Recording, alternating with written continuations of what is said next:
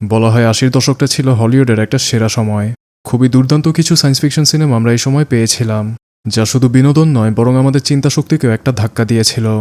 এখন অবাক লাগে ভেবে যে কোনো আধুনিক সিজিআই এবং উন্নত প্রযুক্তি ছাড়াই মানুষজন কিভাবে এত বিরল কাহিনীগুলো কল্পনা করেছিল এবং তা বাস্তবেও ফুটিয়ে তুলেছিল। এমনকি আজকের সময়েও কিছু সায়েন্স ফিকশন সিনেমা যা আমাদের হৃদয় জয় করেছে, সেগুলোর সূচনাও এই ৮০ দশকেই হয়েছিল। তো আজকে এরকমই একটি science fiction horror movie explain করতে যাচ্ছে, যার নাম হচ্ছে দ্য থিং। ইন্টারেস্টিং ব্যাপার হলো দ্য থিং নামে দুটো সিনেমা রয়েছে, একটা ১৯৮২ সালে এবং আরেকটি ২০১১ সালে মুক্তি পেয়েছিল। যদিও ২০১১ সালে মুভিটা পরে বানানো হয়েছিল, তবে সেই সিনেমাটা এই কাহিনীর শুরুর গল্প, মানে প্রিকুয়েল, এবং ১৯৮২ সালের সিনেমাটা একটা সিকুয়েল হলেও সেই সিনেমাটাই দ্য থিংয়ের একটা জনপ্রিয় সূচনা ছিল। দুটো মুভির গল্পই আমি আজকের এই ভিডিওতে তুলে ধরব, তবে এর সময় ধরে সঠিকভাবে বোঝাতে আমি প্রথমে ২০১১ সালের প্রিকুয়েলটা এক্সপ্লেন করব, তারপর ১৯৮২ সালের দ্য থিংয়ে চলে যাব। এবং আরেকটি সতর্কবার্তা দিয়ে রাখি, এই মুভিতে প্রচুর ভায়োলেন্স রয়েছে এবং ইউটিউবেরও কিছু সীমাবদ্ধতা আছে, সুতরাং কিছু ভয়াবহ দৃশ্য আমি এড়িয়ে যাব এবং অপ্রাপ্তবয়স্করা ও দুর্বল হৃদয়ের মানুষজন ভিডিওটি একটু সাবধানেই দেখবেন। তো কথা না বাড়িয়ে শুরু করা যাক।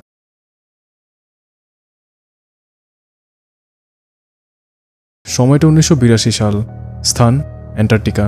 আমাদের লার্স, পিডার এবং ওলাফ নামে ৩ ব্যক্তিকে দেখানো হয়। এই সিনেমাতে আরও বহু চরিত্র রয়েছে, গল্প বলার সাথে সাথে আমি তাদের সাথে আপনাদের পরিচয় করিয়ে দিব। তো এরা ৩জনই কাছে থাকা এক নরওয়েজিয়ান রিসার্চ সেন্টারের গবেষক ছিল। এখন আপনাদের মনে একটা প্রশ্ন জাগতে পারে যে অ্যান্টার্কটিকার মতো জায়গায় নরওয়ে রিসার্চ সেন্টার কী করছে? আসলে এই অ্যান্টার্কটিকা পৃথিবীর দক্ষিণে অবস্থিত খুবই নির্জন এবং প্রাকৃতিক জায়গাগুলোর মধ্যে একটি। এখানে মানুষজনদের থাকা বা পথচারণা প্রায় নেই বললেই চলে। এই কারণে বিভিন্ন দেশ এবং গবেষক সংস্থা সেখানে বেস ক্যাম্প বানায়, মূলত সে স্থান নিয়ে গবেষণার উদ্দেশ্যেই। শুধু নরওয়ে নয় বরং আশেপাশে আরও অনেক দেশেরই রিসার্চ ল্যাব রয়েছে। এখানে ওলাফ পেশায় একজন ভূবিজ্ঞানী ছিল এবং অনেকদিন ধরেই তার ডিভাইসে সেখানে মাটির নিচ থেকে আসা একটা অস্বাভাবিক রেডিও ট্রান্সমিট সিগন্যাল ধরা পড়ছে, যার মানে এটা তো স্পষ্ট যে বরফের নিচে কিছু একটা তো রয়েছে। সুতরাং তারা সেটাই দেখার উদ্দেশ্যে সেখানে রওনা দিচ্ছিল এবং সঠিক স্থানে পৌঁছতে দুর্ঘটনাবশত বরফের উপরি অংশ কিছুটা ভেঙে তারা গভীরে পড়ে যায়। পরে তারা ৩জনই সে অস্বাভাবিক সিগন্যালের কারণটা দেখতে পায়। সেখানে একটা বৃহৎ আকারের স্পেসশিপ আটকে ছিল। দৃশ্য পরে পরিবর্তন হয় এবং আমাদের দেখানো হয় এই সিনেমার মুখ্য চরিত্র কেটকে। পেশায় সে একজন প্যালিওবায়োলজিস্ট ছিল। সাধারণত যারা প্রাচীন জীবজন্তুর দেহ, কোষ ও তাদের জৈববিজ্ঞানিক গঠন নিয়ে গবেষণা করে থাকে। তো কেট তার কাজে ব্যস্ত ছিল আর তখনই তার কাছে ডক্টর স্যান্ডার এবং অ্যাডাম নামে ২ ব্যক্তি চলে আসে। অ্যান্টার্কটিকাতে ডক্টর স্যান্ডারের এক পরিচিত বন্ধু রয়েছে, যার নাম হচ্ছে এডওয়ার্ড। এই এডওয়ার্ডের কাছ থেকে সে সেই স্পেসশিপের খবরটা পেয়েছে এবং জীবজন্তুর উপর পরীক্ষা নিরীক্ষা করার জন্য তার একজন প্যালিওবায়োলজিস্টের দরকার ছিল, আর কেট অ্যাডামের পরিচিত ছিল। তাই কেটকে অ্যান্টার্কটিকাতে নিয়ে যাওয়ার উদ্দেশ্যেই তারা সেখানে এসেছিল। কেট এরকম একটা সুযোগ একদমই হাতছাড়া করে না, সে এক কথায় রাজি হয়ে যায়। তো পরের দিনই তারা অ্যান্টার্কটিকার উদ্দেশ্যে রওনা দেয় এবং সে স্থানে অবশেষে তারা চলে আসে। আর এখানে আমরা আরও কিছু চরিত্রদের দেখতে পাই। এ হচ্ছে সে এডওয়ার্ড, এছাড়া রয়েছে জুলিয়েট, কার্ল, আরও রয়েছে Jonas, Colin, Henrik, Griggs, Carter ও ডেরেক হচ্ছে সে হেলিকপ্টার চালক, যারা তাদেরকে স্থানে এনেছিল। আমি জানি এতগুলো চরিত্র একবারে মনে রাখা খুবই কঠিন, তাই আমি ডিটেলে এদের নাম এবং গুরুত্ব বর্ণনা করে দিয়েছি। আপনারা চাইলে পজ করে দেখে নিতে পারেন। তো এডওয়ার্ড পরে কেট, অ্যাডাম ও স্যান্ডার্সকে নিয়ে প্রথমবার সে স্পেসশিপটি তাদেরকে দেখায়। এডওয়ার্ড বলে যে আশেপাশের বড় পরীক্ষা নিরীক্ষা করে জানা গেছে যে স্পেসশিপটি আনুমানিক কয়েক হাজার বছর ধরে এখানেই চাপা পড়ে আছে এবং ওলাফ সে সিগন্যাল ধরতে পেরেছিল কারণ এই স্পেসশিপ থেকে কিছু একটা বের হয়েছিল। তারা শুনে তো খুবই অবাক যে কিছু একটা বের হয়েছিল মানে। এডওয়ার্ড পরে সেটাই তাদেরকে ব্যাখ্যা করে। সে তাদেরকে আরেক ভিন্ন স্থানে নিয়ে এসে তাদেরকে সে প্রাণীটাকে দেখায়। খুবই অদ্ভুত পোকার মতো দেখতে একটি প্রাণী, সম্ভবত সে পালানোর চেষ্টা করেছিল, তবে বরফে চাপা পড়ে যাওয়ার কারণে মৃত্যু ঘটেছে। তারা পরে ল্যাবে চলে আসে। সকলে পরিকল্পনা করছে যে প্রাণীটিকে তারা কিভাবে বের করবে, কোথায় রাখবে এবং কিভাবে তার উপর গবেষণা চালাবে। এখানে ডক্টর স্যান্ডার নির্দিষ্ট করে বলে দেয় যে সকলে রেডিও বা যে কোনো কমিউনিকেশন ডিভাইস থেকে দূরে থাকতে, কারণ সে চায় না এই বিষয়ে কোনো তথ্য ছড়িয়ে পড়ুক। তো সকল পরিকল্পনা শেষে পরের দিনই তাদের পরিশ্রমের ফলে তারা সে প্রাণীটিকে তাদের ল্যাবে নিয়ে আসতে সফল হয়। ডক্টর স্যান্ডার সে প্রাণীটার একটা টিস্যু স্যাম্পল নিতে চেয়েছিল, তবে কেট এতে অসম্মতি জানায়, কারণ তাদের কাছে সে বরফ কাটার মতো কোনো উপযুক্ত সরঞ্জাম নেই এবং দ্বিতীয়ত সে প্রাণীটার ব্যাকটেরিয়া বা জীবাণু সম্পর্কেও তাদের কোনো ধারণা নেই। তাই কোনো পরীক্ষা নিরীক্ষা ছাড়া কাজটা করা খুবই ঝুঁকিপূর্ণ হতে পারে। তবে এই বুড়া বেটা নিবেই নিবে। তো কেটও আর কিছু বলে না। ডক্টর স্যান্ডার্স পরে কেটের কাছে গিয়ে সরাসরি তাকে একটা হুমকি দিয়ে বসে যে ভবিষ্যতে তার কোনো সিদ্ধান্তের মাঝে সে যেন কোনো প্রকারের বিরোধিতা না করে। কেট তো তার এই আচরণে খুবই হতভম্ব হয়ে যায়। পরে একটা ড্রিল মেশিনের সাহায্যে তারা সে প্রাণীটার একটা টিস্যু স্যাম্পল সংগ্রহ করে। সন্ধ্যায় তারা সকলে আনন্দ ফুর্তি করছিল। তারাই প্রথম রিসার্চ টিম যারা এক অজানা প্রাণীর সন্ধানের আবিষ্কার করতে যাচ্ছে। কিন্তু তাদের এই আনন্দটা বেশি সময় স্থায়ী হবে না, কারণ কিছুক্ষণ পরেই এক অনাকাঙ্ক্ষিত ঘটনা ঘটতে যাচ্ছে। সবাই যখন আনন্দে ব্যস্ত ছিল তখন ডেরেক সে ঘরে এসে সে প্রাণীটিকে দেখতে থাকে। এমন অদ্ভুত প্রাণী তো সচরাচর সবসময় দেখা যায় না, তো কৌতূহল তো তার মনে রয়েছেই। এদিকে তাদের ল্যাবে থাকা কুকুরটিও কিছুটা অস্বাভাবিক আচরণ করতে থাকে। বিপদের আশঙ্কা সে পেয়েছে, তো ডেরেক সেখান থেকে চলেই যাচ্ছিল। ঠিক তখনই সে প্রাণীটি হঠাৎ বরফ ভেঙে সে স্থান থেকে পালিয়ে যায়। প্রাণীটি আসলে জীবিত ছিল, আর বরফ কিছুটা গলে যাওয়ার কারণে সে মুক্ত হতে সক্ষম হয়েছিল। ডেরেক দৌড়ে গিয়ে বিষয়টা তার দলের সকল সদস্যদের জানায়। তারা সবাই প্রস্তুত হয়ে পড়ে সে প্রাণীটিকে খোঁজার উদ্দেশ্যে। 2-3 জন মিলে আলাদা হয়ে ক্যাম্পের সকল স্থানগুলো পর্যবেক্ষণ করতে থাকে। এডওয়ার্ড লক্ষ্য করে যে প্রাণীটি ইতিমধ্যেই তাদের ক্যাম্পে থাকা কুকুরটিকে ভয়ানকভাবে হত্যা করেছে। এর ফলে এটা তো বোঝা গেল যে প্রাণীটা বিপজ্জনক। বাহিরে অনেকক্ষণ খোঁজাখুঁজি করার পর অবশেষে হেনরিক এবং ওলাফ সে প্রাণীটিকে খুঁজে পায়। তবে তাদের কিছু বুঝে ওঠার আগেই প্রাণীটি হেনরিকের উপর আক্রমণ করে দেয়। ওলাফের চিৎকার শুনে পরে সকলে সেখানে গিয়ে দেখে যে প্রাণীটি হেনরিককে গিলে খাচ্ছে। পরে সকলে সে প্রাণীটির উপর গুলিবর্ষণ করতে থাকে এবং অবশেষে তারা সে প্রাণীটির গায়ে আগুন লাগিয়ে প্রাণীটিকে পুড়িয়ে হত্যা করতে সফল হয়। সকলে পরে ল্যাবে ফিরে আসে। এই অনাকাঙ্ক্ষিত ঘটনা আসলে সবাইকেই গভীরভাবে নাড়া দিয়েছে। এতটাই অপ্রত্যাশিত ছিল যে তারা সকলেই হতবাক হয়ে আছে এবং হেনরিকের মৃত্যুর জন্য তারা শোকাহত। ওলাফও খুবই দুরবস্থায় আছে, কারণ ঘটনাটা তার চোখের সামনে ঘটার ফলে সে একেবারে বাকরুদ্ধ হয়ে পড়েছে। তবে তাদের তো এইভাবে থেমে থাকলে হবে না, কারণ তারা তো সকলেই বিজ্ঞানী। এখানে এসেছেই সে প্রাণীটির উপর পরীক্ষা নিরীক্ষা করার উদ্দেশ্যে, এবং ঘটে যাওয়া ঘটনার একটা বিশ্লেষণও তো দরকার। তাই তারা সকলে চলে যায় সে প্রাণীটির মরদেহ ময়নাতদন্ত করতে। প্রাণীটির দেহ কেটে তারা হেনরিকের মরদেহটি বের করে। আর তখনই খুবই আশ্চর্যজনক একটা বিষয় তারা লক্ষ্য করে। হেনরিকের মরদেহ একদম গলিত অবস্থায় ছিল, যেন সে প্রাণীটা তাকে হজম করে ফেলেছে। কিন্তু এত দ্রুত হেনরিককে আক্রমণ করার সাথে সাথেই তো তারা সে প্রাণীটিকে হত্যা করেছিল। তো এত কম সময়টি কিভাবে সম্ভব? এবং আরও একটি অবাক করার মতো বিষয় হলো যে হেনরিকের হাতে একটা টাইটেনিয়াম প্লেট বসানো ছিল, যেটা সাধারণত শরীরের হাড়গোড় ভেঙে গেলে তা জোড়া লাগানোর কাজে ব্যবহৃত হয়। সেটা আসলে হেনরিকের দেহ থেকে বাহিরে ছিল। এখন এটাও কিভাবে সম্ভব? তাদের এসব প্রশ্নের উত্তর কারো কাছেই নেই। সুতরাং তারা তাদের গবেষণা চালিয়ে যেতে থাকে। কেট হেনরিকের শরীরের সেলগুলো পরীক্ষা করে দেখার চেষ্টা করে যে প্রাণীটি আসলে তার শরীরের সাথে কি করতে চেয়েছিল। আর এখানেই সে একটা ভয়াবহ বিষয় লক্ষ্য করে। সে মৃত প্রাণীটির সেলগুলো হেনরিকের সেলের সাথে মিশে যাচ্ছিল এবং একজন মানুষের সেলের মতোই আকার আকৃতি ধারণ করছিল। এবং প্রাণীটির মৃত্যুর পরও তার কোষগুলো সক্রিয় ছিল, যার মানে দাঁড়ায় যে সেই এলিয়েনটি হেনরিককে খাওয়া বা মারার চেষ্টা করেনি, বরং সে হেনরিকের রূপ নেওয়ার চেষ্টা করছিল, অথবা হেনরিককে নিজের মতো বানানোর চেষ্টা করছিল। কেট সেটা অ্যাডামকেও দেখায়। তাদের মাথায় বিভিন্ন ধরনের প্রশ্ন ঘুরপাক খাচ্ছে, তবে তারা এতটুকু নিশ্চিত যে বিপদ এখনও শেষ হয়নি, বরঞ্চ এখনও কিছু ভয়াবহ ঘটার আশঙ্কা রয়েছে। পরের দিন সকালে কার্টার ও ডেরেক ওলাফকে নিয়ে দূরের এক মিলিটারি হসপিটালে যাচ্ছে। তার চিকিৎসা এখানে সম্ভব নয়। যদি প্রয়োজন হয় তাহলে সহযোগিতার জন্য তারা সেখান থেকে লোকজনও নিয়ে আসবে। গ্রিক্সকেও তারা সাথে নিয়ে যাচ্ছে। কেট যখন বাথরুমে যায় তখন সে সেখানে একটা অদ্ভুত জিনিস লক্ষ্য করে। বাথরুমের মেঝেতে কারো ডেন্টাল ফিলিং পড়েছিল, সেই ধাতব বস্তুগুলো যার দ্বারা ক্যাভিটির সমস্যা সমাধান করা হয়। এবং পাশের একটি শাওয়ারের দেয়ালে রক্তও লেগেছিল। কেট ধীরে ধীরে পুরো ব্যাপারটা অনুধাবন করতে পারছিল যে গতকাল রাতে হেনরিকের দেহ হজম হয়ে যাওয়া, তারপর হেনরিকের কোষগুলো অনুকরণ করা, পরে তার শরীরে সে টাইটেনিয়াম প্লেটও বাইরে বের হয়ে আসা। আর এখন এখানে কারো ডেন্টাল ফিলিং পড়ে থাকার মানে হচ্ছে সে এলিয়েনটির কোষ ইতিমধ্যে তাদের কারো শরীরেও ঢুকে পড়েছে। এদিকে বাহিরে কার্টার হেলিকপ্টার নিয়ে প্রায় চলেই যাচ্ছিল, তখনই কেট দৌড়ে সেখানে চলে আসে এবং ইশারা দিয়ে তাদেরকে বলতে থাকে ল্যান্ড করতে। কার্টার সেটা লক্ষ্য করে ল্যান্ড করার প্রস্তুতি তো নেয়, তবে ততক্ষণ অনেক দেরি হয়ে যায়। হেলিকপ্টারে থাকা ওলাফ তো নয়, গ্রিক সে এলিয়েনে রূপান্তর হয়ে যায় এবং তাদের উপর আক্রমণ করে দেয়। ফলাফলস্বরূপ হেলিকপ্টার দূরে গিয়ে ভয়ঙ্করভাবে বিধ্বস্ত হয়। কেট এবং এডওয়ার্ড নিজের চোখেই তা দেখে। সবাই পরে ল্যাবে একত্রে জড়ো হয়। আরও একটা হতাশায় ভরা মুহূর্ত। একসাথে 4 জনের মৃত্যু হয়েছে। এখানে জোনাস বুঝতে পারে যে কোনো একটা গন্ডগোল তো হচ্ছেই, এটা তো কোনো কাকতালীয় ঘটনা বা দুর্ঘটনা হতেই পারে না। এডওয়ার্ড সিদ্ধান্ত নেয় যে তারা কয়েকজন মিলে সে স্থানে গিয়ে দেখবে যে কেউ বেঁচে রয়েছে কিনা। আর তখনই কেট তাদেরকে বাধা দেয় এবং তাদেরকে আসল ঘটনাটা ব্যাখ্যা করে যে এলিয়েনটির মানুষজনদের কোষ অনুকরণ করার ক্ষমতা আছে এবং সেই এলিয়েনের কোষে আক্রান্ত কোনো ব্যক্তি সম্ভবত এখন তাদের মধ্যেই উপস্থিত আছে। কেট এতটা নিশ্চিত কারণ সে বাথরুমে এই ডেন্টাল ফিলিংগুলো পেয়েছিল। এবং আরও একটি ব্যাপার সে লক্ষ্য করেছে। সে প্রথমে তো মনে করেছিল এগুলো ওলাভের, কারণ গতরাতে ওলাভ সরাসরি সেই এলিয়েনের সংস্পর্শে এসেছিল, তবে সেগুলো ওলাভের ছিল না। সে হেলিকপ্টার দুর্ঘটনার পরে কেট বাথরুমে গিয়ে লক্ষ্য করে যে কেউ একজন শাওয়ারে থাকা সে রক্ত পরিষ্কার করে ফেলেছে।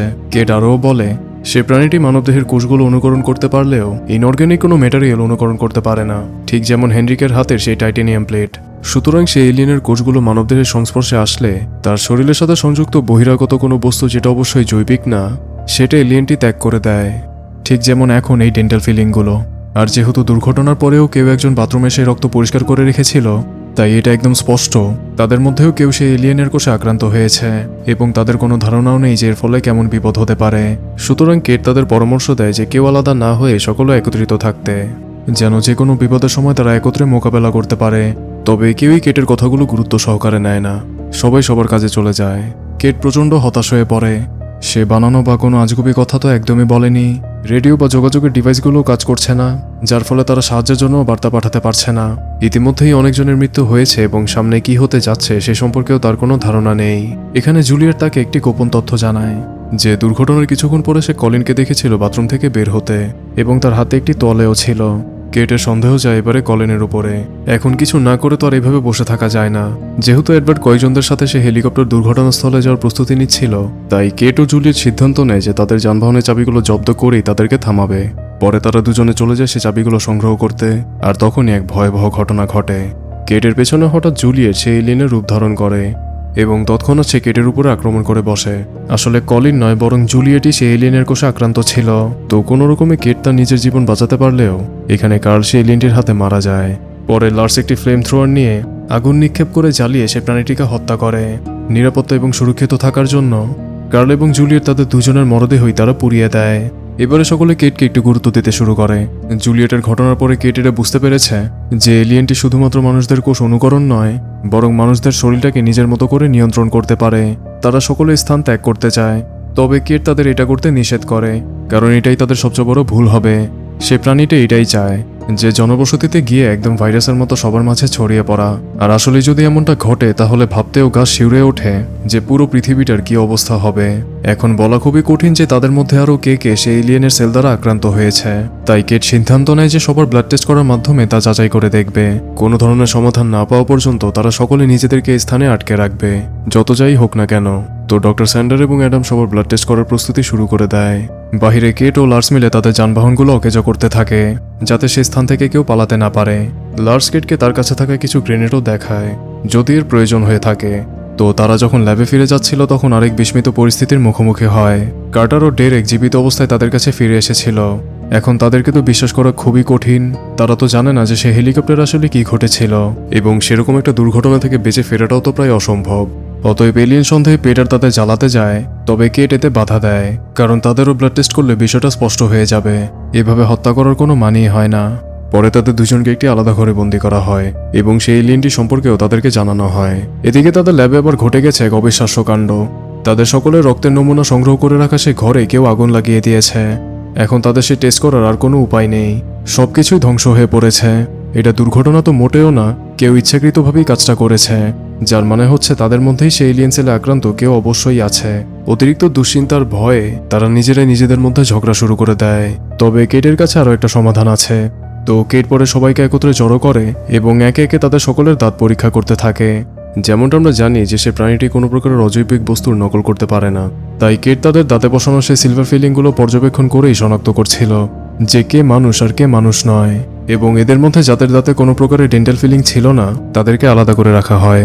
তবে তারা যেভাবে চুপচাপ বসে থাকবে সেটা তো একেবারেই অস্বাভাবিক। তারা খুবই বাজেভাবে ঝামেলা শুরু করে দেয়, একে অপরকে দোষারোপ করতে থাকে যে আমি এলিয়েন না সে এলিয়েন, তার মধ্যে সমস্যা আছে আমার মধ্যে নেই, তার কথায় কান দিও না আমার কথা শোনো, ইত্যাদি ইত্যাদি।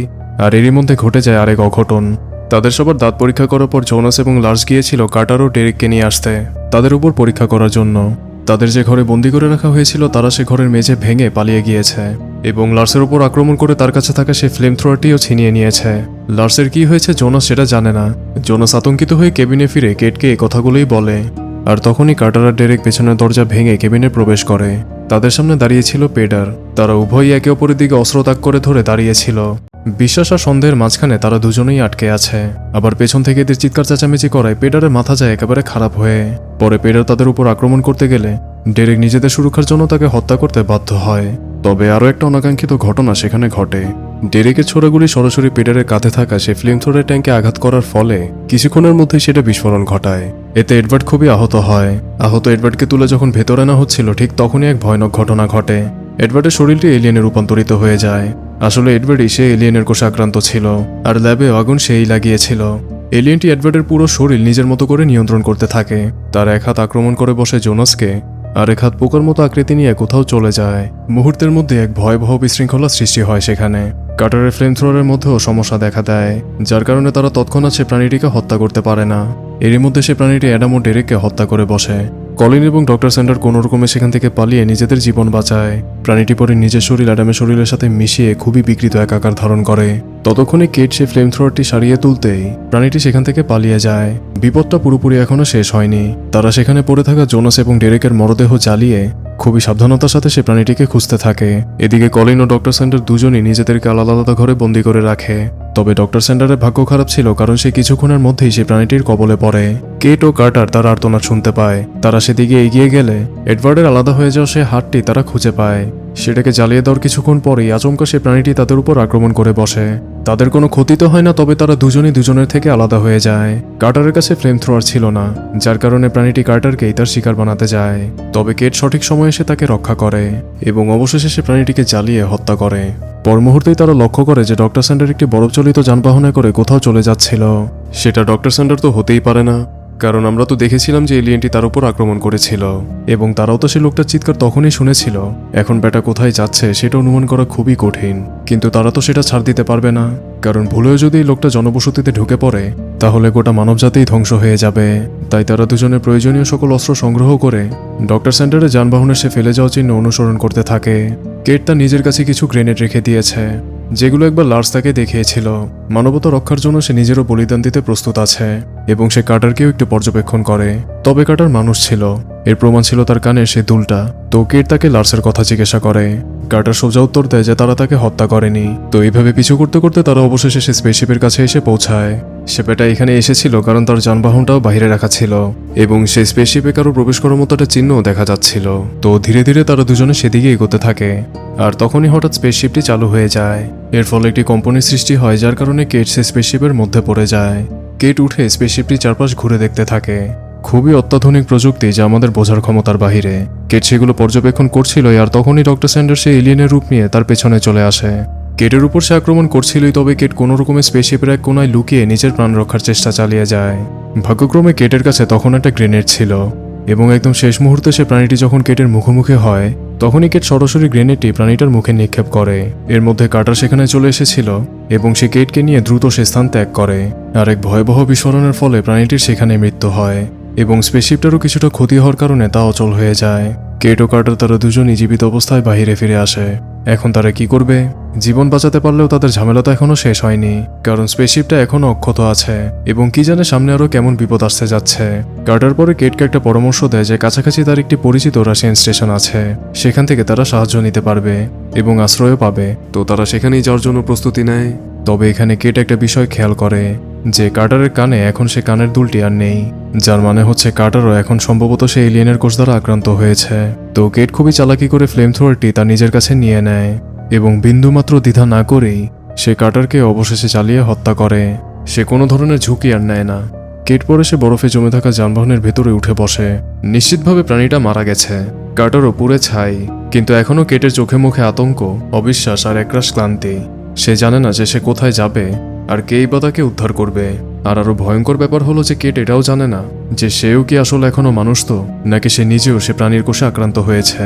দৃশ্য পরে পরিবর্তন হয় এবং আমাদের আবারও দেখানো হয় সে নরওয়েজিয়ান স্টেশনটাকে, যা একেবারে ধ্বংসস্তূপে পরিণত হয়েছে। সকালের দিকে সেই স্টেশনেরই একজন সদস্য মাটিয়াস নামে এক ব্যক্তি সেখানে চলে আসে। মাটিয়াসও একজন হেলিকপ্টার পাইলট ছিল এবং এক কাজের উদ্দেশ্যে সে কোথাও গিয়েছিল। তবে তাদের স্টেশন থেকে একটা ইমার্জেন্সি সিগন্যাল পেয়ে আবারও এখানেই ফিরে এসেছে। আর এই সিগন্যাল তাকে পাঠিয়েছিল কলিন। যদিও তাদের যোগাযোগ মাধ্যমগুলো অকেজো হয়ে পড়েছিল, তবুও কলিন কোনো রকমে মাটিয়াসকে একটা সংকেত পাঠাতে পেরেছিল। তবে দুর্ভাগ্য যে কলিন এখন মৃত। সে তার গলা এবং কবজি কেটে আত্মহত্যা করেছে। সে এলিয়েনটির কাছে মারা যাওয়ার চেয়ে বরং সে নিজের হাতে মরাটাই গ্রহণযোগ্য মনে করেছে। তো বাহিরে মাটিয়াস চারপাশের অবস্থা দেখে একেবারে হতভম্ব যে আসলে এখানে হয়েছিলটা কি। সে চিৎকার করে আশেপাশে সবাইকে ডাকার চেষ্টা করছিল, আর তখনই লার্স তার আশেপাশে গুলি ছুড়ে তাকে সতর্ক করে। লার্স জীবিত ছিল এবং এতটা সময় ধরে সে নিজেকে এক ঘরে বন্দি করে রেখেছিল। লার্স পরে মাটিয়াসের দাঁত পরীক্ষা করে দেখে সে মানুষই ছিল, কিন্তু তখনই ঘটে আরেক ভয়াবহ কাণ্ড। তাদের কেবিনটি থেকে হঠাৎ লার্সের সেই কুকুরটি বের হয়ে সে স্থান থেকে পালাতে থাকে। সে প্রাণীটি বরফ থেকে মুক্ত হয়েই সবার আগে সে কুকুরটিকেই হত্যা করেছিল। লার্স তার কুকুরটির মরদেহ নিজের চোখেই দেখেছে, সুতরাং এখন তাদের থেকে যেটা পালানোর চেষ্টা করছে সেটা অবশ্যই কোনো কুকুর না।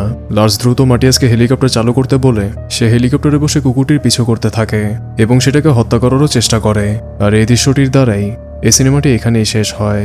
তবে এখান থেকেই শুরু হয় সে 1982 সালে মুক্তি পাওয়া দ্য থিং মুভির গল্প। তো সিনেমার শুরুতে আমরা লার্স এবং মাটিয়াসকে দেখতে পারি, যারা এখনও সে কুকুরটির পিছু করছে এবং পাগলের মতো সে কুকুরটাকে হত্যা করার চেষ্টা চালিয়ে যাচ্ছে। শেষমেশ কুকুরটি দৌড়তে দৌড়তে এবার চলে আসে এক ভিন্ন স্টেশনে। এটা ছিল একটা আমেরিকান গবেষণা কেন্দ্র।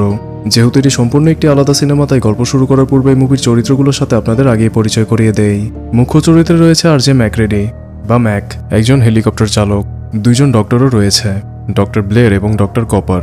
তাদের স্টেশনের একজন কমান্ডারও আছে, যার নাম হচ্ছে গ্যারি। চাইল্ডস এবং পালমার ছিল তাদের ল্যাবের মেকানিক এবং টেকনিশিয়ান। এই উইন্ডোজ ছিল তাদের রেডিও অপারেটর। একজন জিওলজিস্টও রয়েছে, যার নাম হচ্ছে নরিস। ক্লার্ক সেখানে কুকুরদের দেখাশোনা করার দায়িত্বে নিয়োজিত ছিল। নলস ছিল তাদের বাবুর্চি, বাকি ফিউক্স এবং জোর্জ ছিল তাদের সহকর্মী। প্রায় 12টা চরিত্র, ভুলে যাওয়াটাই স্বাভাবিক, তাই মনে রাখার সুবিধার্থে আমি প্রত্যেক চরিত্রের নাম এবং বিস্তারিত তথ্য তুলে ধরেছি। আপনারা চাইলে ভিডিওটি পজ করে দেখে নিতে পারেন। তো লার্স হেলিকপ্টারে করে তাদের রিসার্চ ল্যাবের চারপাশে উড়ে বেড়াচ্ছে এবং কুকুরটিকে মারার চেষ্টা করছে। ল্যাবে থাকা সকল সদস্যরা তো খুবই অবাক। তারা সবাই বাইরে এসে ব্যাপারটা বোঝার চেষ্টা করে। লার্স এতটাই পাগল হয়ে গিয়েছিল যে একটা গ্রেনেড ছুড়তে গিয়ে সে সেটা ভুলবশত নিজের হেলিকপ্টারের দিকেই ছুড়ে মারে। বিস্ফোরিত হওয়ার ফলে মাটিয়াস সেখানেই মারা যায়। কুকুরটি তখন ক্লার্কের কাছে ছিল। লার্স খুবই আতঙ্কিত অবস্থায় তাদের দিকে স্নাইপার তাক করে ধরে চেঁচিয়ে বলতে থাকে কুকুরটি থেকে দূরে সরতে। কিন্তু দুর্ভাগ্যবশত লার্স ইংরেজিতে কথা বলতে পারত না, তাই তারা লার্সের কোনো কথাই বুঝতে পারছিল না। লার্স পরে কুকুরটিকে উদ্দেশ্য করে গুলি ছুড়লে ভুলবশত সে গুলি গিয়ে লাগে জর্জের পায়ে। সবাই তৎক্ষণাৎ সেখান থেকে সরে পড়ে এবং আত্মরক্ষার্থে গ্যারি লার্সকে গুলি করে হত্যা করতে বাধ্য হয়। খুবই অদ্ভুত একটা ঘটনা। হঠাৎ করে নরওয়ে রিসার্চ ল্যাব থেকে একটা হেলিকপ্টার তাদের স্টেশনে আসে, তাও আবার একটা কুকুরকে মারার উদ্দেশ্যে। তাদের লোকজনদের উপর গুলিও করেছে, এমনকি বেটা তার নিজের হেলিকপ্টারটা পর্যন্ত উড়িয়ে দিয়েছে। কেনই বা তারা এমনটা করলো, এসবের চিন্তা তারা পরে করবে। আপাতত তারা জর্জের চিকিৎসা করে এবং সে ধ্বংসপ্রাপ্ত হেলিকপ্টারে ছড়িয়ে থাকা অংশগুলো অপসারণে ব্যস্ত হয়ে পড়ে। ম্যাক লক্ষ্য করে যে তাদের হেলিকপ্টারে কমপক্ষে 15টার মতো ক্যারোসিনের ক্যান রাখা ছিল। তারা কিছুই বুঝে উঠতে পারছিল না। সবারই মাথায় একটা প্রশ্নই ঘুরপাক খাচ্ছে যে নরওয়েজিয়ানদের উপর এমন কি বিপদ এসেছিল যে তারা এতটাই পাগলাটে হয়ে পড়েছে। কেবিনে থাকা কয়েকজন সিদ্ধান্ত নেয় যে তারা সেই স্থানে গিয়েই আসল ঘটনাটা তদন্ত করে দেখবে। তো পরে ডক্টর কপার এবং ম্যাক তাদের হেলিকপ্টার নিয়ে রওনা দেয় সেই নরওয়ের গবেষণা কেন্দ্রের উদ্দেশ্যে। দুঃখজনক ব্যাপার যে তারা এটা একদমই জানতো না যে আসল বিপদটা তাদের কেবিনেই অপেক্ষা করছিল। পরে অবশেষে ম্যাক এবং কপার তাদের স্টেশনে এসে পৌঁছায়। যেটার কি অবস্থা হয়েছিল তা তো আমরা আগেও দেখেছি। তারা ভেতরে গিয়ে খোঁজ নিয়ে দেখে যে কেউ জীবিত আছে কিনা, তবে না, কারো কোনো সারা শব্দ নেই। কিছুক্ষণ পরে তারা কলিনের মৃতদেহটাও আবিষ্কার করে। খুবই বাজেভাবে নিজেকে হত্যা করেছিল। তারা এখনো অনেকটা হতভম্ব হয়ে রয়েছে এটা ভেবে যে এখানে আসলে হয়েছিলটা কি। ডক্টর কপার সেখানে তাদের কিছু রিসার্চ পেপার জোগাড় করে, যদিও সেগুলো নরওয়েজিয়ান ভাষায় লেখা ছিল। ম্যাক তাদের ব্যবহৃত একটা ভিডিও ক্যামেরাও খুঁজে পায়, যেটা এখনো অক্ষত অবস্থায় রয়েছে। আর একটু পরেই তারা দুজন এসে বরফ রাখা ঘরটিতে চলে আসে, যেখান থেকে সেই এলিয়েনটি মুক্ত হয়েছিল। তারা এতটুকু তো বুঝে যায় যে নরওয়েজিয়ানরা ভয়াবহ কিছু একটা খুঁজে পেয়েছিল, যার কারণে এই আতঙ্কজনক বিপর্যয় ঘটেছে। সবশেষে তারা বাহিরে অ্যাডাম ও এডওয়ার্ডের সে জ্বলন্ত মৃতদেহটাও খুঁজে পায়। পরে এই সকল প্রমাণ তারা জড়ো করে রওনা দেয় তাদের নিজেদের স্টেশনের উদ্দেশ্যে। এদিকে স্টেশনে সবাই একটা কঠিন সময় পার করছে। উইন্ডোজ অনেকদিন ধরেই কারোর সাথেই যোগাযোগ করতে পারছে না। আবহাওয়া খারাপ থাকার কারণে কোনোভাবেই বার্তা পাঠানো যাচ্ছে না। তাদের স্টেশনে যে এত বড় ঘটনা ঘটেছে সেটা তো অবশ্যই কাউকে না কাউকে জানাতে হবে। তারা এই নিয়েই কথা বলছিল, আর তখনই তারা বাহিরে হেলিকপ্টারের শব্দ শুনতে পায়। ম্যাক এবং কপার চলে এসেছে এবং তারা তাদের পাওয়া সেই মৃতদেহটাও তাদের সকলকেই দেখায়। সবাই তাদের মুখের ভাষা হারিয়ে ফেলেছে। মৃতদেহটি সম্পর্কে আরো বিস্তারিত জানতে ডক্টর কপার, ব্লেয়ার এবং ফিউক্স মিলে সেটার উপর ময়নাতদন্ত করে, তবে সন্দেহজনক কিছুই খুঁজে পায় না। একদম বাকি সব সাধারণ মানুষের মতোই শরীরের ভেতরের অঙ্গ প্রত্যঙ্গ ছিল। কিন্তু প্রশ্ন একটা রয়েই গেল যে এরকম করুণ অবস্থা হলো কিভাবে। তারা তাদের কাজ নিয়ে ব্যস্তই ছিল এবং এতক্ষণে আপনাদের মনে একটা প্রশ্ন অবশ্যই এসেছে যে সে কুকুরটা কোথায় গেল। কুকুরটা তাদের ল্যাবেই ছিল। এতটা সময় ধরে সে ল্যাবের চারপাশটা ঘুরে বেরিয়েছে, সবার উপরেই নজর রেখেছে। আচার আচরণ দেখে বোঝাই যাচ্ছে যে সেটা সাধারণ কুকুর তো একদমই না। সন্ধ্যা হয়ে গেলে ক্লার্ক সেই কুকুরটিকে নিয়ে রেখে দেয় তার বাকি কুকুরগুলোর সাথে, আর এখান থেকেই আতঙ্কটার শুরু হয়। হঠাৎই কুকুরটি রূপান্তরিত হতে শুরু করে এবং তৎক্ষণাৎ তার আশেপাশে থাকা কুকুরগুলোকে হত্যা করে ফেলে। কুকুরগুলোর আর্তনাদের শব্দ সবার আগে ক্লার্ক শুনতে পায়। সেখানে গেলে সে কিছু কুকুরদেরই বাঁচাতে পারে, বাকিটা তার সাধ্যের বাইরে ছিল। ততক্ষণে ল্যাবে সকলেই সেখানে চলে আসে। নিজ নিজ চোখেই সকলেই সে ভয়াবহ দৃশ্য দেখে। ম্যাক এবং গ্যারি সে জন্তুটির উপর গুলি বর্ষণ করতে থাকে। তবে যেমনটা আমরা আগেও দেখেছি যে এতে জন্তুটির কোনো ক্ষতিই হয় না, তাই তাদের এত গোলাগুলি করা সত্ত্বেও জন্তুটি একেবারে সচল ছিল। একটু পরে চার্লস একটা ফ্লেম থ্রোয়ার নিয়ে সেখানে চলে আসে। পূর্বে সে জ্বলন্ত লাশগুলো দেখে তারা অনুমান করতে পেরেছিল যে জন্তুটা যাই হোক না কেন তাকে শুধু জ্বালিয়েই হত্যা করা সম্ভব হবে। পরিশেষে তারা জন্তুটাকে আগুনে পুড়িয়েই হত্যা করে। পরে ডক্টর ব্লেয়ার সে জন্তুটির ময়নাতদন্ত করে, আর সে একই জিনিসই দেখে, একটা কুকুরদের শরীরের ভেতরে যা থাকে তাই রয়েছে, শুধুমাত্র শরীরটাই বিকৃত। তবে একটা বিষয় যা হচ্ছে, প্রাণীটি অন্য সকল কুকুরদের তার নিজের শরীরের সাথে মিশিয়ে ফেলেছিল। এর ফলে তারা এটা বুঝে যায় যে তাদের স্টেশনে আসা সেই কুকুরটি আসলে কোনো কুকুরই ছিল না, সেটা কুকুরটির একটি অনুকরণ ছিল। আর এই কারণেই লাশ সে কুকুরটাকে হত্যা করার জন্য পাগল হয়ে পড়েছিল। এখন প্রশ্ন হচ্ছে যে সে কুকুরটির অনুকরণ কেই বা করেছিল, কিভাবেই বা করেছিল, আর আদেও সেটা কিভাবে সম্ভব? এই সকল প্রশ্নের উত্তর খুঁজে বের করতে ডক্টর ব্লেয়ারের এখনো অনেক সময় লাগবে। যেভাবেই হোক সে এই কারণে ব্যাখ্যা খুঁজে বের করবেই। যেহেতু তারা সে ভয়াবহ জন্তুটির ব্যাপারে কিছুই জানে না, তাই তারা সেটার নাম রাখে দ্য থিং। তো ডক্টর ব্লেয়ার বাকি কুকুরগুলোর পরীক্ষা নিরীক্ষা শুরু করে দেয় এবং ল্যাবের অন্য সকল সদস্যরা সেই নরওয়েজিয়ান স্টেশন থেকে পাওয়া ভিডিওটি পর্যবেক্ষণ করতে থাকে। সবগুলো তথ্য তো ছিল না, তবে যেগুলো চলছিল তারা সেগুলোই দেখতে থাকে। ভিডিওগুলো দেখে তারা এটা তো নিশ্চিত হয় যে নরওয়েজিয়ানরা সে বরফে আসলে কিছু একটা খুঁজে পেয়েছিল।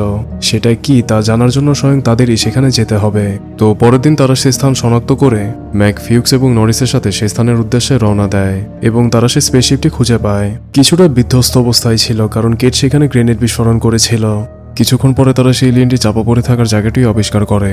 সন্ধ্যার পরে তারা ফিরে এসে সকল ঘটনাই তাদের বাকি সদস্যদের জানায়। যদিও এ নিয়ে অনেকেই তাদের মতবিমত ব্যক্ত করতে থাকে। কেউ কেউ তা মানছিল, আবার কেউ কেউ তা বিশ্বাসই করছিল না। যেমন সেটা স্পেসশিপ না, বরং অন্য কিছু হতে পারে। একটা প্রাণীর পক্ষে বরফে এত বছর ধরে কিভাবে বেঁচে থাকা সম্ভব, এবং সেটা আবার কুকুরের আকার কিভাবে ধারণ করতে পারে, এইসব বিষয় নিয়েই তারা আলোচনা করতে থাকে। এ সকল প্রশ্নের উত্তর তো তাদের কাছে নেই, তা রয়েছে ডক্টর ব্লেয়ারের কাছে। ব্লেয়ার সারাদিন গবেষণা করতে করতে মূল বিষয়টা জানতে পারে যে সেটা এলিয়েন বা যাই হোক না কেন, প্রাণীটা তার ডিএনএ সেল দিয়ে অন্য সকল প্রাণীদের আক্রান্ত করে। সেই কুকুরের দেহে রক্ত পরীক্ষা করেই সে বিষয়টা লক্ষ্য করেছে। মারা যাওয়ার পরও কিছু অদ্ভুত সেল তখনও নিষ্ক্রিয় হয়নি, এবং সেগুলো খুব সহজেই সে কুকুরের ডিএনএ সেলের সাথে মিশে ঠিক তেমনই আকার ধারণ করছিল, এবং এর দ্বারা মানুষেরও আক্রান্ত হওয়ার সম্ভাবনা আছে। এবং তা যদি আসলেই ঘটে, তাহলে এর ফলাফল কি হতে পারে ডক্টর ব্লেয়ার সেটা অনুমান করতে পারছে। তবে সে এখন কাউকেই কিছু বলে না, তার মাথায় এক ভিন্ন পরিকল্পনা রয়েছে। এদিকে ম্যাক, উইন্ডোজ এবং জর্জ মিলে সে মৃতদেহগুলো আলাদা করতে থাকে। ব্লেয়ার তাদের বলেছিল সেগুলো ভিন্ন একটি স্থানে রাখতে। তখনই হঠাৎ ফিউক্স ম্যাকের কাছে চলে আসে কিছু গুরুত্বপূর্ণ কথা বলার উদ্দেশ্যে। তবে আলোচনাটা সে গোপনে করতে চায়। পরে ম্যাক তাকে বাইরে নিয়ে আসে, আর ফিউক্স তার দরকারি কথাগুলো বলতে শুরু করে। সে ম্যাককে বলে যে ব্লেয়ারের কিছু একটা হয়েছে। সে হঠাৎ করেই সবার সাথে কথা বলা বন্ধ করে দিয়েছে এবং নিজেকে তার ঘরে বন্দি করে রেখেছে। বিষয়টা আরও যাচাই করে দেখার জন্য ফিউক্স তার ল্যাব থেকে একটি নোটবুক নিজের কাছে রেখে দিয়েছিল। নোটবুকে সে কিছু অদ্ভুত লেখা লক্ষ্য করেছে এবং সেগুলো সে ম্যাককে পড়ে শোনায়। নোটবুকে লেখা ছিল যে সে অজানা জীবটি তার ডিএনএ সেল দিয়ে অন্য সকল প্রাণীদের আক্রান্ত করে। এভাবেই সে এতগুলো বছর ধরে নিজেকে জীবিত রাখছে। এমনকি সে প্রাণীটির কোষ মানুষদের মধ্যেও প্রভাব বিস্তার করতে পারে। ম্যাক তো এই কথাগুলো শুনে একদম রসিকতার ছলেই উড়িয়ে দেয়। ব্লেয়ার তো একজন গবেষক, চিকিৎসক, এবং গবেষণার উদ্দেশ্যে তো মানুষ বিভিন্ন ধরনের তথ্য সংগ্রহ করে রাখতেই পারে, তো এই নিয়ে এত বাড়াবাড়ি করার কি আছে। কিন্তু ম্যাক তার শেষে একটা কথা শুনে কিছুটা থমকে যায়। নোটবুকের শেষে লেখা ছিল যে জ্বলন্ত মৃতদেহগুলোর মধ্যে এখনও কিছু সেলুলার অ্যাক্টিভিটি লক্ষ্য করা গিয়েছে, যার মানে হচ্ছে সেগুলো পুরোপুরি এখনও মারা যায়নি। খুবই দুশ্চিন্তার মতো একটা বিষয়। তারা এই বিষয় নিয়ে কথা বলছিল, আর এদিকে ল্যাবে ঘটে যায় সেই মর্মান্তিক কাণ্ড। সেই জ্বলন্ত দেহগুলোর মধ্যে একটি দেহের কিছুটা অংশ হঠাৎ সচল হয়ে ওঠে এবং জর্জকে একা পেয়ে তাকে ধরে বসে। উইন্ডো সে দৃশ্য নিজের চোখেই দেখে এবং দৌড়ে গিয়ে ম্যাক এবং ফিউক্সকে এই খবর জানায়। তারা সে স্থানে এসে দেখে যে জর্জ জানালা ভেঙে সে স্থান থেকে পালানোর চেষ্টা করছে। তারাও জর্জের পিছু করে। জর্জ কিছু দূর দৌড়তে দৌড়তে হঠাৎ থেমে যায়। ততক্ষণে সকলেই সে স্থানে চলে আসে এবং খুবই নির্মম একটা দৃশ্য তারা নিজেদের চোখেই দেখে। জর্জ আসলে আর জর্জ ছিল না, তার অর্ধেকটা সে প্রাণীতে রূপান্তরিত হয়েছে এবং সে সকলকে দেখে এক ভয়ঙ্কর গর্জন করে ওঠে। ম্যাক আর সময় নষ্ট না করে পাশে থাকা কেরোসিন দিয়ে জর্জের দেহটি চালিয়ে দেয়। জর্জের এই ঘটনার পর থেকে তারা আর কোনো ঝুঁকি নেয় না। তাদের খুঁজে পাওয়া সকল মৃতদেহগুলো তারা একত্রিত করে তারা সেগুলো ভালো করে আগুনে পুড়িয়ে দেয় এবং বরফের গভীরে চাপা দিয়ে রাখে। সকলে সেখানে উপস্থিত থাকলেও ডক্টর ব্লেয়ার তাদের মাঝে ছিল না। ম্যাক বিষয়টা তেমন গুরুত্ব সহকারে নেয় না, কারণ লোকটা অনেকক্ষণ ধরেই নিজেকে তাদের থেকে আলাদা করে রেখেছে। তবে তার সন্দেহ কিছুটা বেড়ে যায় যখন ব্লেয়ারকে দূর থেকে সে লক্ষ্য করে। বেটা হঠাৎ করেই তার হেলিকপ্টার থেকে বের হয়ে কোথাও দৌড়ে চলে যায়। ম্যাক সেখানে গিয়ে দেখে যে প্লেয়ার তার হেলিকপ্টারের ককপিট একেবারে ভেঙে চুরে রেখেছে, মানে যানটা এখন পুরোপুরি অকেজো। পরে হঠাৎ ল্যাব থেকে গোলাগুলি শব্দ পেয়ে ম্যাক সেখানে দৌড়ে চলে আসে। ব্লেয়ারের মাথাটা পুরোপুরি খারাপ হয়ে গেছে। সে তাদের কমিউনিকেশন ডিভাইসগুলো ধ্বংস করে দিচ্ছিল। উইন্ডোজ সেখানে যোগাযোগ করার চেষ্টা করছিল, তাই সে উইন্ডোজকেও আঘাত করেছে। শুধুমাত্র হেলিকপ্টারটি নয়, বরং তাদের অন্য সকল যানবাহনগুলো সে অকেজো করে রেখেছে। এমনকি বেঁচে যাওয়া কুকুরগুলোকেও সে হত্যা করে ফেলেছে। তার উদ্দেশ্য হচ্ছে যে এখান থেকে সে কাউকেই বের হতে দিবে না, সবাই এখানেই থাকবে এবং এখানেই মারা যাবে। সে কেন এরকম করছে তা আমরা ভালো করেই জানি। তো বহু কষ্টে তারা সকলে মিলে অবশেষে তাকে নিয়ন্ত্রণে আনে।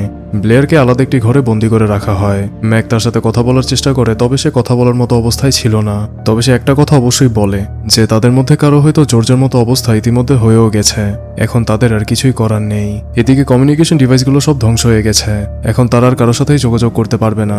এমন অবস্থায় তারা যেটা করতে পারবে সেটা হচ্ছে শুধুমাত্র অপেক্ষা করা, কারণ অনেকদিন ধরে যদি তাদের কাছ থেকে কোনো বার্তা না পাওয়া যায় তাহলে রেস্কিউ টিম তাদের কাছে এমনিতেই চলে আসবে। পরে ম্যাক এসে তাদের জানায় যে বিপদ এখনো কাটেনি, কারণ ব্লেয়ার তাকে বলেই দিয়েছিল যে তাদের মধ্যে কারো জর্জের মতো পরিণতি হওয়ার সম্ভাবনা আছে। এখন সে ব্যক্তিকে শনাক্ত করার উপায় কি? এখানে ডক্টর কপর একটা সমাধান দেয় যে সে সবার রক্ত পরীক্ষা করে দেখবে। এটা যেমন তেমন রক্ত পরীক্ষা না, সে সকলের রক্ত সংগ্রহ করে তার কাছে থাকা কিছু রক্তের নমুনার সাথে সেগুলো মিশিয়ে দেখবে। এলিয়েনের কোষ থাকলে সে রক্ত স্বাভাবিকভাবে রিয়াক্ট করবে না।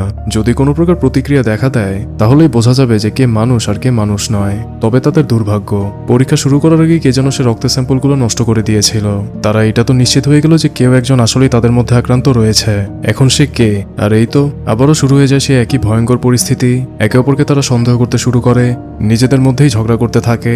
এর মাঝে উইন্ডোজ নিজের নিরাপত্তার জন্য একটি বন্দুক হাতে তুলে নেয়, যেটা তাদের ঝামেলাটা আরো ভয়ঙ্কর করে তোলে। কেউই যখন কাউকে বিশ্বাস করতে পারছে না, সেখানে উইন্ডোজের কাছে বন্দুক থাকা মানেই সুরক্ষা তো একদমই না, বরং বিপদ অবধারিত।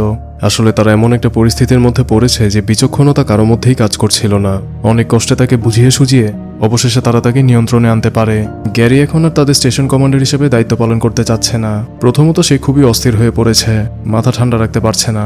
দ্বিতীয়ত সে তখন লার্সকে হত্যা করেছিল বলেই এখন তাদের এই পরিণতি দেখতে হচ্ছে।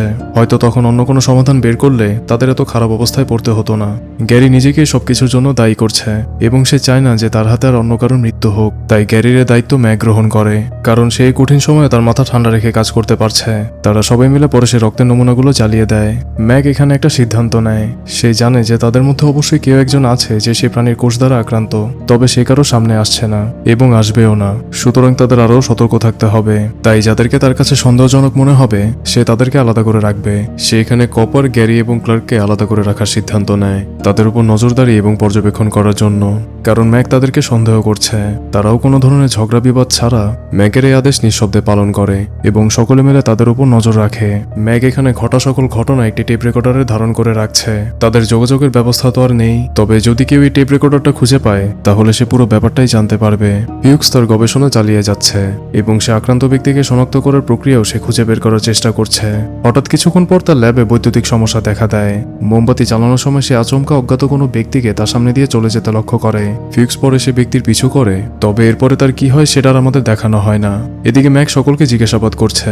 হঠাৎ করে সে ল্যাবে আলো চলে যাওয়া কোনো কাকতালীয় ঘটনা নয়। কেউ একজন সেখানকার ফিউজ বক্স ঘাটাঘাটি করেছিল। এই তিনজন তো তাদের চোখের সামনেই ছিল, অতএব আক্রান্ত ব্যক্তি বাকিদের মধ্যে কেউ হবে। ম্যাক পরে নোলস এবং উইন্ডোজের সাথে চলে যায় প্রথমে ফিউক্সের খোঁজ করতে। অনেকটা সময় পার হয়েছে কিন্তু ফিউক্স এখনো ফিরে আসেনি এবং সে ছাড়া ল্যাব থেকে আর কেউ বেরো হয়নি। তারা বাইরে গিয়ে ডক্টর ব্লেয়ারকেও একবার পর্যবেক্ষণ করে। এই বেটা এখনো স্বাভাবিক রয়েছে এবং বারবার তাকে সেখান থেকে বের করার জন্য অনুরোধ করছে। কিছুক্ষণ খোঁজ করার পর তারা ফিউক্সকে খুবই দুঃখজনক অবস্থায় আবিষ্কার করে। তাকে একদম জ্বালিয়ে হত্যা করা হয়েছে। কেউ হত্যা করেছে না নিজেই নিজেকে জ্বালিয়ে দিয়েছে কিছুই বলা যাচ্ছে না, কারণ চারপাশে অনেক ফ্লেয়ার পড়েছিল। উইন্ডোজকে ম্যাক ল্যাবে পাঠিয়ে দেয় খবরটা সবাইকে জানাতে এবং সে নলসকে নিয়ে তাদের সামনে থাকা একটি ঘরে চলে যায় সেখানে অনুসন্ধান করতে।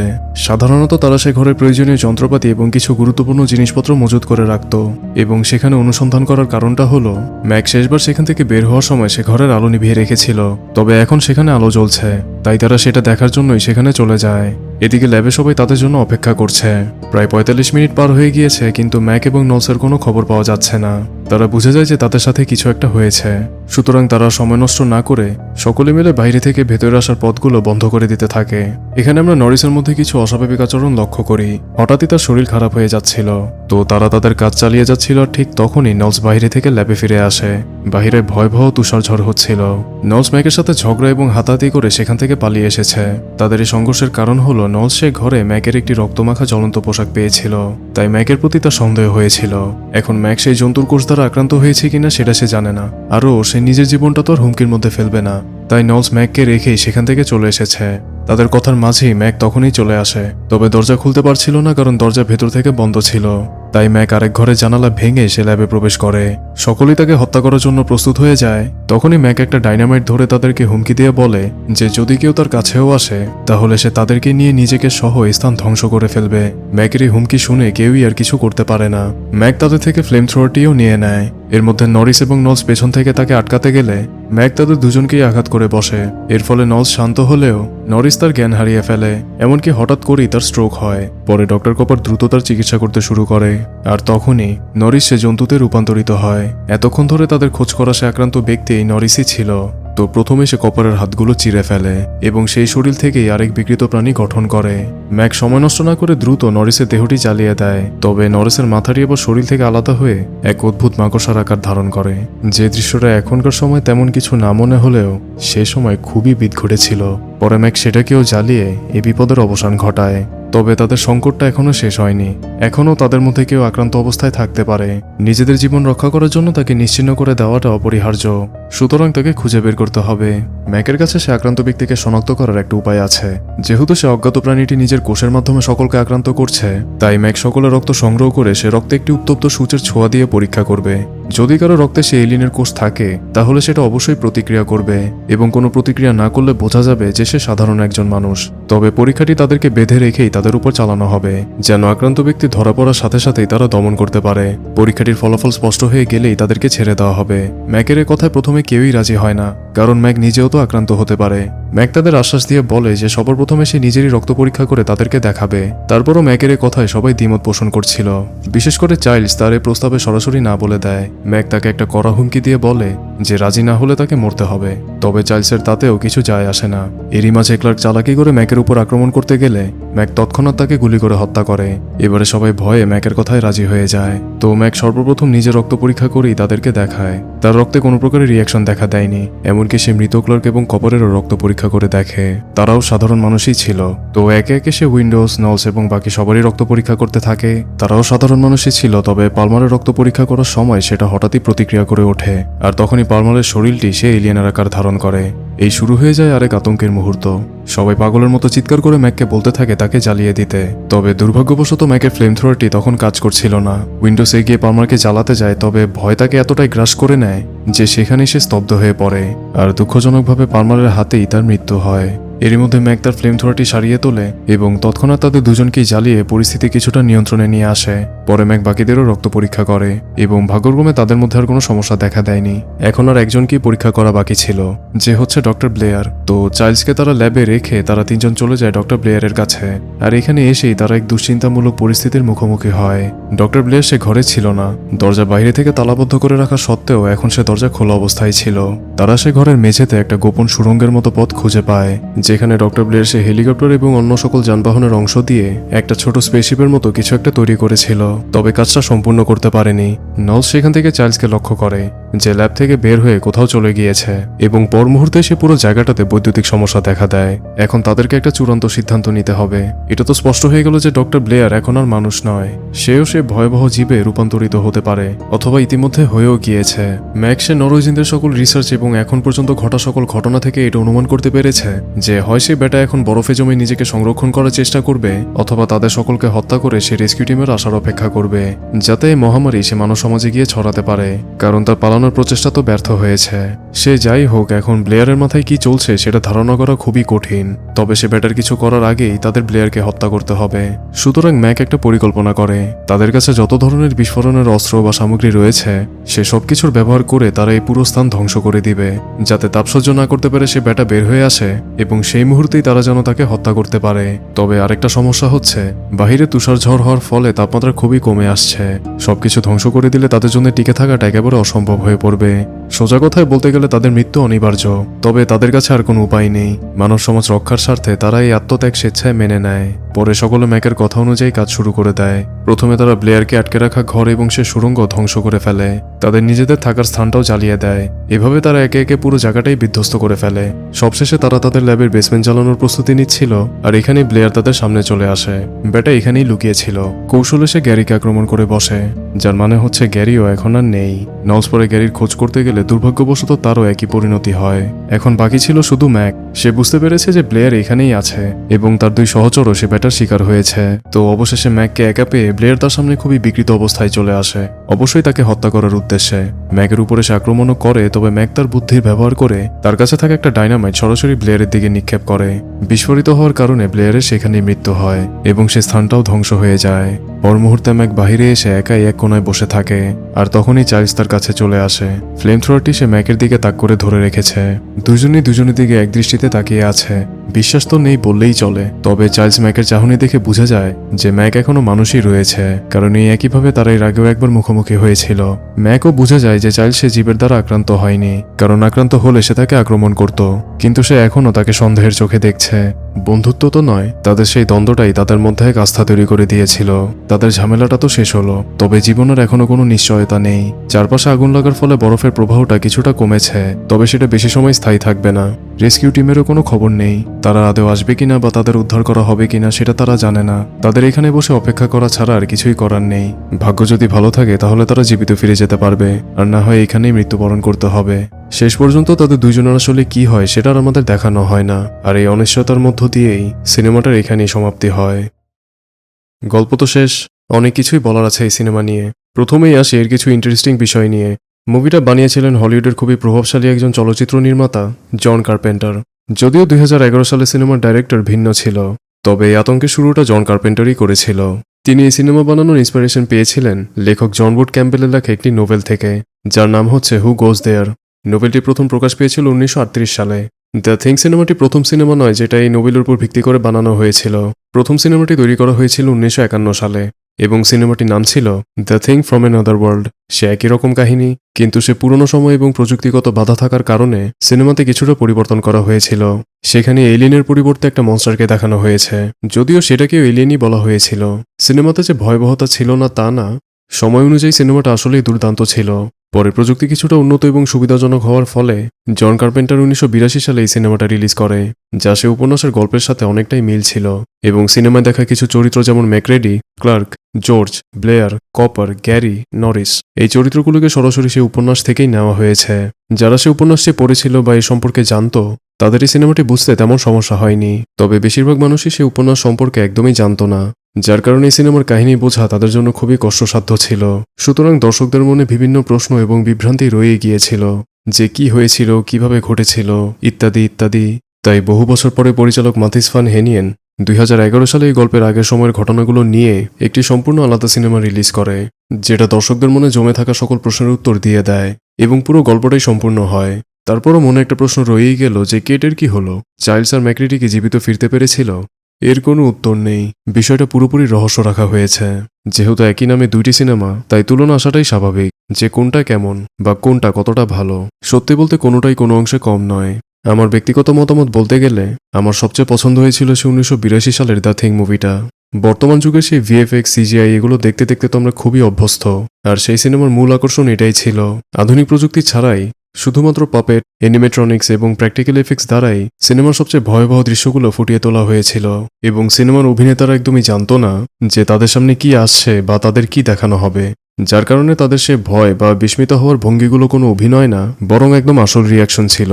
জন কার্পেন্টার এবং রব বটিনের পক্ষ থেকে সেই ক্রিচারগুলো তাদের জন্য একটা সারপ্রাইজ ছিল। এখানে রব বটিন হচ্ছে সেই ব্যক্তি যে সে সিনেমায় দেখা সে ভয়াবহ প্রাণীগুলো তৈরি করেছিল এবং সে সময় তার বয়স ছিল মাত্র 21 বছর। আরও একটি ইন্টারেস্টিং বিষয় হলো এই সিনেমা মুক্তি পাওয়ার 2 সপ্তাহ আগেই ইটি দ্য এক্সট্রা টেরেস্ট্রিয়াল সিনেমাটা মুক্তি পেয়েছিল। সিনেমাটা আশা করি আপনারা দেখেছেন এবং আমার চ্যানেলের এক্সপ্লেনেশনও আছে। তো সেই সিনেমায় এলিয়েনের এরকম আবেগী এবং হৃদয় ছোঁয়ার মতো গল্প দেখার পর এই সিনেমার এলিয়েনের সে কঠিন ভয়াবহতা আসলে অনেকেই সহজভাবে গ্রহণ করতে পারেনি, যার কারণে সিনেমাটি ব্যাপক সমালোচনার মুখে পড়ে। এবারে আসি সিনেমার একটি গুরুত্বপূর্ণ বিষয় নিয়ে, যেটা হয়তো আমরা অনেকেই খেয়াল করিনি। এই সিনেমাতে এলিয়েনটি বাদেও আরও একটি ভিলেন ছিল, যেটা হচ্ছে মানুষের মধ্যে সে অবিশ্বাসটা। জন কার্পেন্টার বিভিন্ন ইন্টারভিউতে একদম সরাসরি উল্লেখ করেছেন যে তার এই সিনেমাটি মূলত পারস্পরিক অবিশ্বাস নিয়ে। এমনকি সে মূল উপন্যাসে এলিয়েন শব্দটার চেয়ে বেশি অবিশ্বাস শব্দটাকেই খুবই গুরুত্ব দেওয়া হয়েছে। সিনেমা বা উপন্যাসে সেই এলিয়েনের আসল উদ্দেশ্য আমাদের স্পষ্ট করে কখনো দেখানোই হয়নি। সে কেন পৃথিবীতে এসেছিল, এত বছর ধরে কী বা করছিল, আদেও কিছু জয় করার লক্ষ্য ছিল কিনা, এসব কিছুই আমাদের স্পষ্ট করে বলা হয়নি। এলিয়েনটি চাইলে সবাইকে একসাথেই তার কোষ দিয়ে সংক্রমিত করতে পারত, কিন্তু সে সেটা করেনি, বরং একজন একজন বাছাই করে তাদের মধ্যে গিয়ে লুকিয়েছিল, আর ধরা পড়ার মুহূর্তেই কেবল তার আসল রূপ প্রকাশ করছিল। একবার পালানোরও চেষ্টা করেছিল, তবে কেট সেটা হতে দেয়নি। লক্ষ্য করলেই দেখবেন যে দুটি সিনেমায় সবচেয়ে বেশি তাণ্ডব এলিয়েন নয়, বরং মানুষরাই ঘটিয়েছিল। তারাই এলিয়েনটিকে বরফ থেকে বের করে এই বিপর্যয়ের সূচনা করেছে। পরে তাদের পারস্পরিক অবিশ্বাসটাই শেষ পর্যন্ত তাদের একে অপরকে হত্যার দিকে ঠেলে দেয়। তাই বলা যায় সিনেমাতে এলিয়েনটি শুধুমাত্র একটা ক্যাটালিস্ট ছিল, আসল সমস্যা ছিল তাদের মধ্যে সে অবিশ্বাসটাই। এখন প্রশ্ন দাঁড়ায় যে দ্য থিং আসলে কি, সে এলিয়েনটা নাকি তাদের সে অবিশ্বাসটা? উত্তর হলো দুটোই। সিনেমার গল্প আমাদের এটাই ইঙ্গিত দেয় যে তাদের মধ্যে যা ছিল সেটাই হচ্ছে দ্য থিং, হোক সেটা সে এলিয়েনের কোষ কিংবা তাদের সে অবিশ্বাস। পরিশেষে দুটোই সমানভাবে তাদের ধ্বংস ডেকে এনেছে। তো এই ছিল দ্য থিং সিনেমার গল্প এবং বিস্তারিত সকল তথ্য। আশা করি আপনাদের আর কোনো কনফিউশন নেই। ভিডিওটি এই পর্যন্তই। যদি ভালো লেগে থাকে তাহলে অবশ্যই একটি লাইক দিবেন এবং চ্যানেলটি সাবস্ক্রাইব করবেন। দেখা হবে পরে কোনো এক্সপ্লেনেশন ভিডিওতে।